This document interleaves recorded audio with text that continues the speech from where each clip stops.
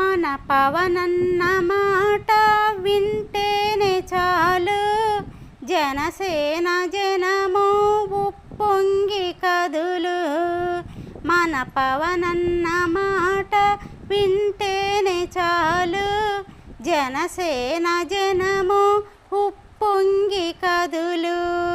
తన చెమట చుక్క చిందిస్తూ ఉంటే నేలమ్మ తల్లి గెలుపివ్వలేదా?